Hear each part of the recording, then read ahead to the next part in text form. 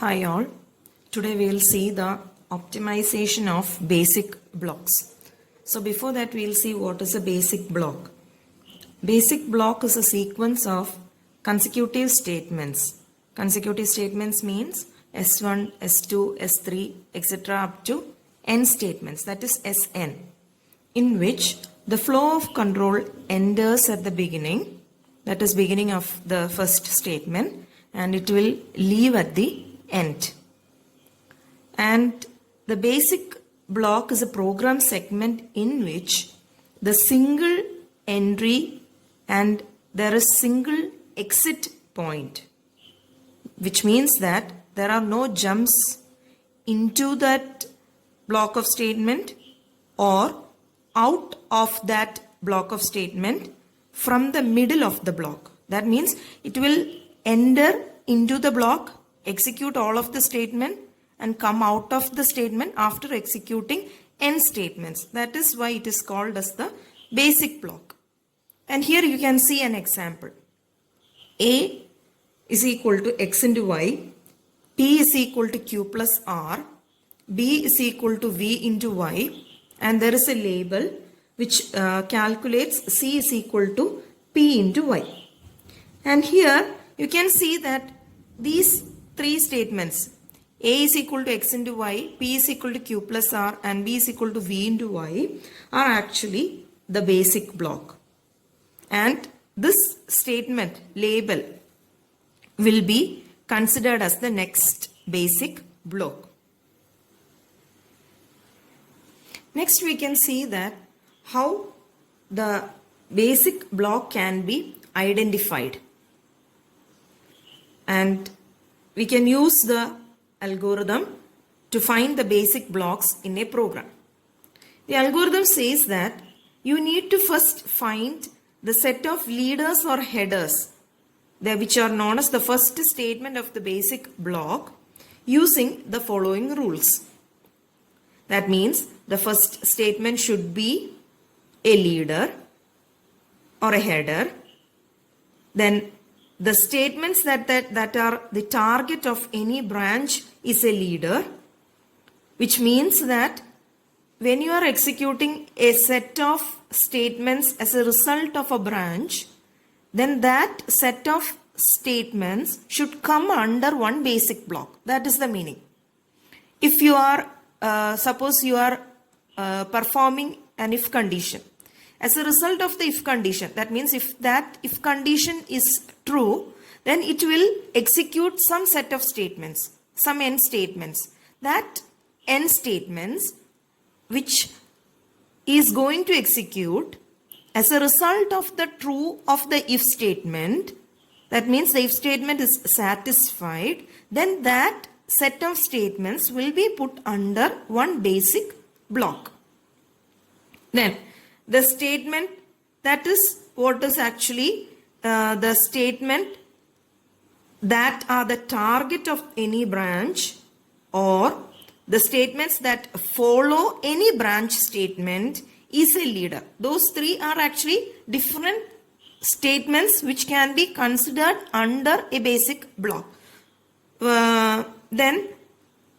That means these two statements, the B and the C, are actually two different conditions. That is, the B states that the target of any branch, as a result of any branch, the control of the program is transferred to one area and it will execute that set of statement. Then that is known as the basic block. That can be put under a basic block. That is, that set of statements can be put under one basic block.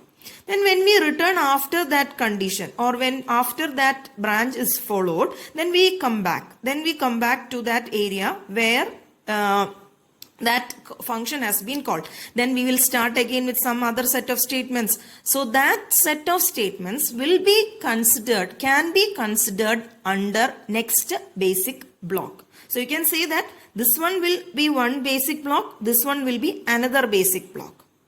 So these are some rules. Then the second rule is that for each leader, the basic block should always consist of the leader and all the statements up to but not including the next leader. So we can make it clear using the example. See the example here. WC, this is the basic block of the source code. And what we have done here, we have W is equal to 0, X is equal to X plus Y, Y is equal to 0 if X greater than or is greater than Z can be considered under one block. So here you can say that this is one block and then the Y is equal to X, X plus plus. So this can be taken as another block, which we can say that the statements that are target of the branch. So as a result of the if condition, the control is transferred to this area and this area is calculated, then it comes back and then this is considered as one basic block. If this is not followed, what happens? It will follow the else condition. Then that can be considered under another basic block. So Y is equal to Z, Z plus plus is another basic block.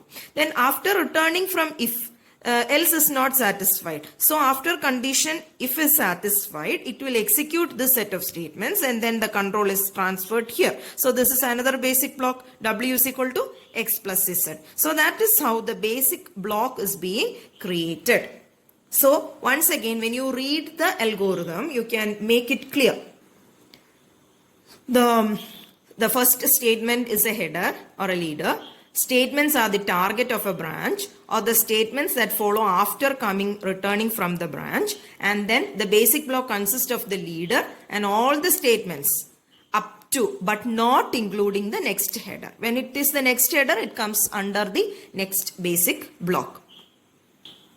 So you can see that the transformations can be applied on a basic block to optimize the code, which is known as the optimization of basic block. And you can say that the optimization applied to a basic block is known as local optimization. Basic block, the optimization applied on the basic block is generally called as the local optimization. There are basically two types of basic block optimizations. They are structure preserving transformation and algebraic transformation. The common structure preserving transformations are common sub-expression elimination, dead code elimination, renaming of temporary variables, and interchanging or reordering of two independent adjacent statements. The common sub-expression elimination and dead code elimination has been learned earlier in the previous videos.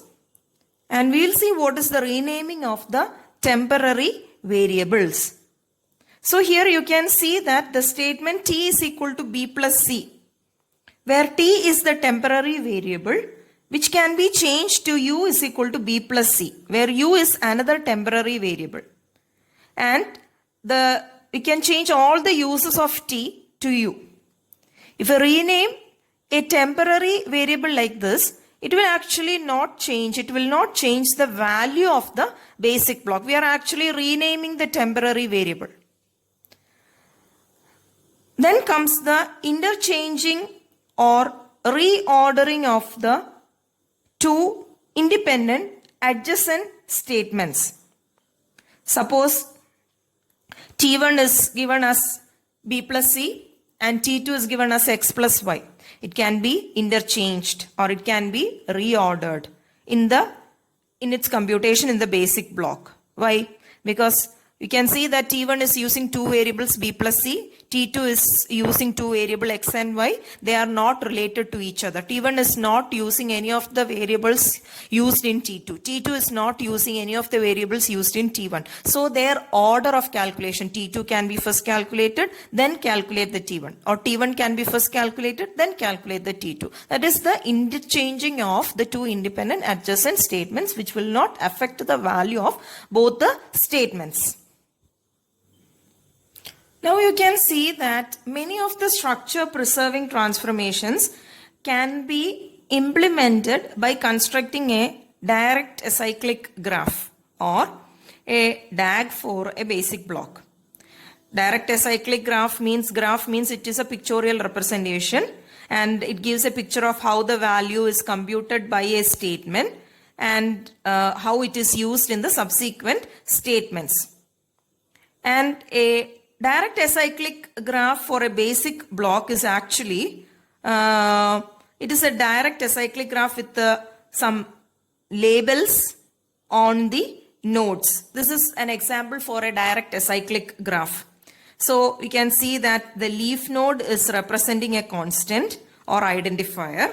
Interior node will represent operators, or interior nodes can also represent the result of the expressions where the value is stored or assigned. So this will give you a picture of the direct acyclic graph. Now we can see how the basic block is represented using a direct acyclic graph. So suppose this is your basic block. A is equal to B plus C. Then B is equal to A minus D. C is equal to B plus C. D is equal to A minus D. And this one need to be represented using this direct acyclic graph. This is how it is represented. First you can take A is equal to B plus C. And you can see that B and C are the constants or the leaves, which is represented as leaves, and this is taken as some identifier B0, C0, because you can see that the C is used somewhere in the coming expressions. So we will calculate first expression A is equal to B plus C. It is calculated. Then comes B is equal to A minus D. So you are going up again, and then this result is taken from the previous result, and then this is taken from this node. That is why it is told that this node can be used to store the result of expression. So this node is now representing the result of the expression. And from this node the result is taken, and then it is used to calculate this expression A minus D. Then this can also be used to represent this node. D is equal to A minus D. So that is why this is taken. These two is given, B and D. This node is actually storing the result of B and also D, because it is calculating the same result, A minus D. And then comes B plus C. So here C is equal to B plus C. It can be used to store this node also. And since this one is actually showing that D is equal to A minus D, you can see that it is calculated after this D, because it is the basic block. So you need to calculate this one, this one, this one, and then this one. So it is calculated as a set of n statements. So that is why we are using this node plus, which is going up again, and it is actually taking it is executed after these previous statements, and then it is calculated. So that is why a plus is coming here. D is equal to A minus D. Hope it is clear. C is equal to B plus C. A is equal to B plus C. B is equal to A minus D. C is equal to B plus C. D is equal to A minus D. And this is how it is calculated. The DAG can also be used to detect the dead codes. That means it will delete the node that has no live variables. The repeated application of this transformation will remove all the nodes from the DAG that will correspond to the dead code. If the variable is not being used, it can be removed. So the dead codes can be detected from the DAG. Coming to the DAG again, you can see that the common sub-expressions can be detected from the DAG. Here you can see that A is calculated as B plus C. B is calculated as A minus D. Then C is calculated as B is taken from here, B plus C. So the common sub-expression can be detected from the DAG. Before adding a new node M in the graph, check whether there exists a node N with operands and operator. So here you can see that this is the common sub-expression. This is the common sub-expression, and this common sub-expression, before adding a new node, you can check whether there exists a node n with the operands and the operator. The same operands and the operator. If so, both expressions m and n can be considered as common sub-expression, and n can also be used in place of m. This is the n and m. You have found out that these are the common sub-expressions. So before going on adding new nodes, these nodes can also be reused to calculate the common expression.